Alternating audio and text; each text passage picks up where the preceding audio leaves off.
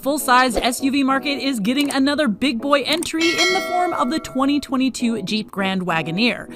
Now, I'm stoked to finally see an extra chonky Jeep, and the Grand Wagoneer is pretty fancy pants to boot. So let's see how it stacks up against one of my favorites, the Cadillac Escalade. Let's go! Now, I haven't driven the new Grand Wagoneer, so this is going to be a spec-to-spec comparison of engines, interior space, payload and towing, technology, and price. Further, the Grand Wagoneer is only available in four-wheel drive, so I'm going to keep the specs to the four-wheel drive Escalade to match it.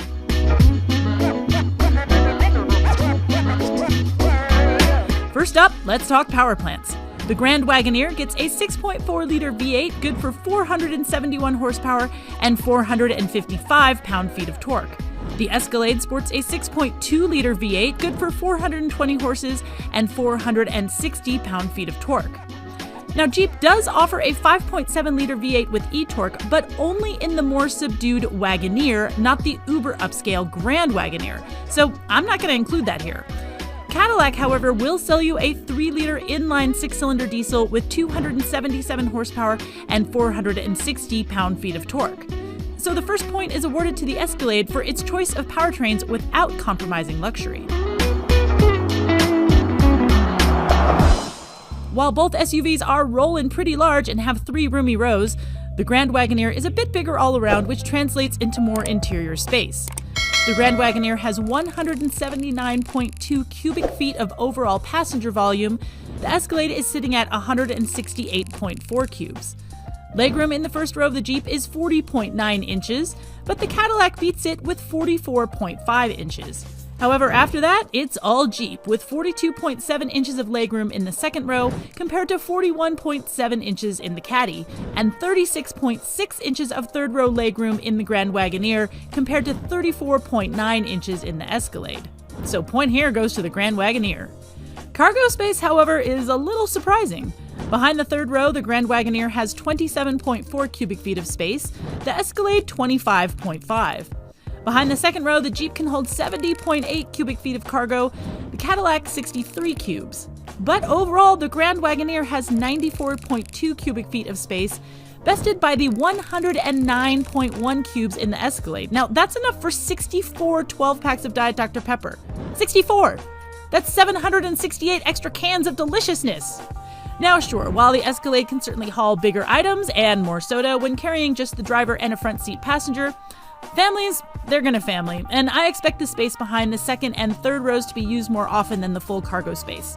So as such, point goes to the Grand Wagoneer. When it comes to doing full-size SUV stuff, the Grand Wagoneer, which remember is only offered in full-time four-wheel drive, that can carry 1,450 pounds of payload. The Escalade, a bit more at 1,647 pounds. Flip-flop it when talking about towing, the Jeep can tow 9,850 pounds, the four-wheel drive Escalade a max of 8,000 pounds. So I'm going to call this one a tie since neither really completely takes the category.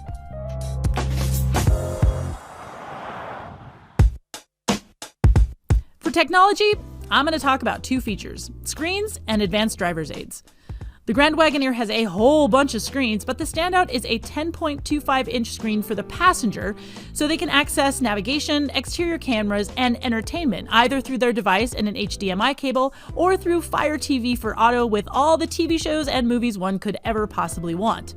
The Escalade's claim to fame is a 38-inch diagonal curved OLED screen that wraps the driver with all the information they could ever need.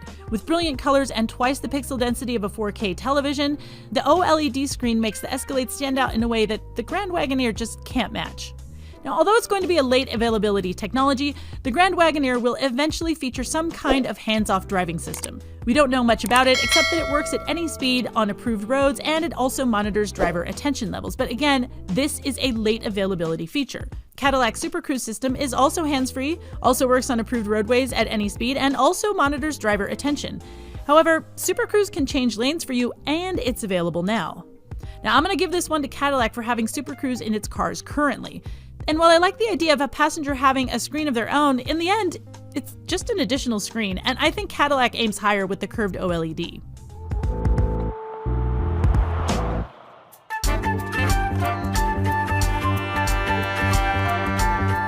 When it comes to price, Jeep makes things a bit complicated with standard pricing or pre-configured pricing. As such, the standard starting price for a Grand Wagoneer is $88,995, and that includes a $2,000 destination charge because obviously it's coming from Mars. If you want a pre-configured Grand Wagoneer with 20-inch wheels, a 12-inch Uconnect infotainment screen, and the front passenger screen, you're looking at $90,190 with that exorbitant destination fee. The Escalade keeps things simple, thank God. Keeping it to four-wheel drive, since that's the only thing on offer with the Grand Wagoneer, expect to pay $80,490, including a much more reasonable $1,295 destination fee.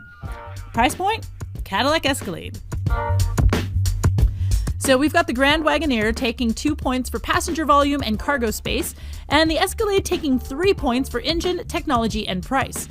And we've got a stalemate for towing and hauling. So that means that the Cadillac Escalade wins our Comparo 3-2! Of course, these categories may not be equally weighted for all buyers. I mean, for me personally, I'm going to want more off-road capability, so I wouldn't even really look at the Escalade since it was never meant to be more than a pavement princess. Further, there is more to a vehicle than a simple spec sheet.